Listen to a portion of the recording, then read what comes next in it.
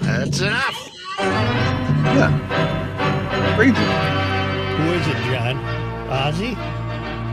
Why can't I hear John? Does John shut his mic off? John, you shut your mic off. I didn't do that, did I? Yeah, That's you did. that's Ozzy, Joe. Crazy. Okay. Joe. All right. Great Bye, solo Pat. by Randy Rhoads. Hello. What are your thoughts on Ozzy Osbourne, Patrick? Did he pass away? No. Yeah, We're not killing him. We're not killing him. Well, he looked dead 15 years ago, so congratulations to him. Yeah. What's I- new in the I- wide world of sports? You know what I did this week, Pat? For the first time in my life, I've watched 2 games in a row. I watched the final 8 minutes of a Timberwolves game. Way to go. That's good. That's good. Well, I know you were at a full game once because you played a prank on the former governor who never forgave you. Right. Making him look like a jackass. But, What a great prank it was. That was a fantastic. And Kent Whiff gets all the credit. Right. He came to you and said, let's do this because he said he'll take the bait like a big old carp, and he did. Well, what was the debate? What was it, Rook?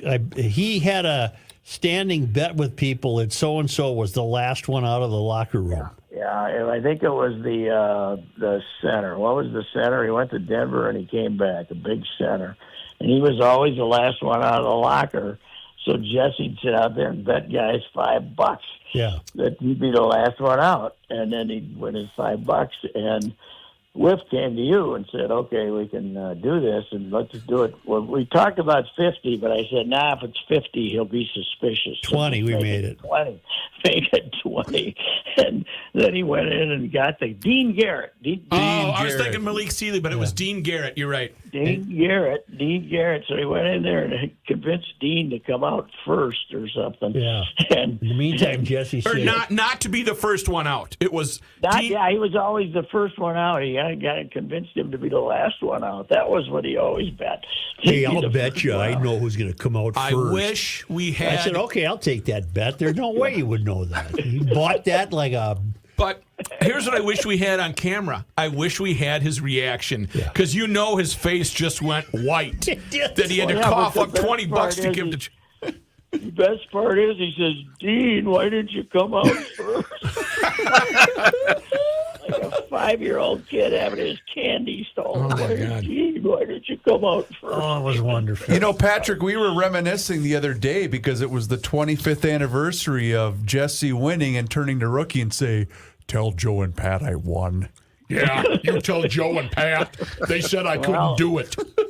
Well, the next day I was out at Joe Sensor's with 250 guys, young male louts, who were all wearing bar jackets and chanting Jesse, Jesse, Jesse. I was ready to write a column, and he saw me.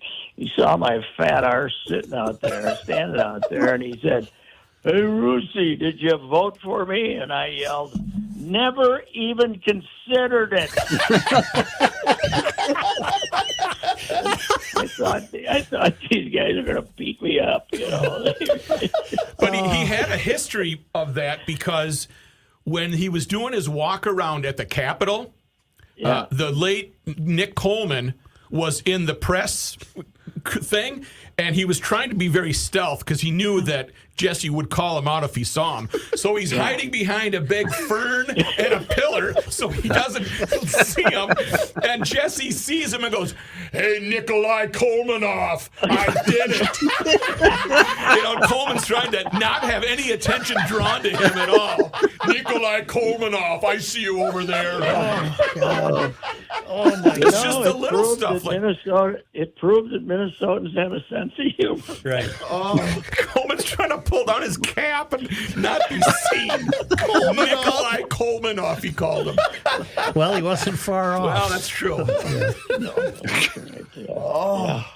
Too bad Nick is no longer with us just because he's no longer with us. That's too bad. But also the bashing he'd be taking in Trump world, would just be unbelievable. I think he'd be in big trouble. Anyway, what were we? You watched the last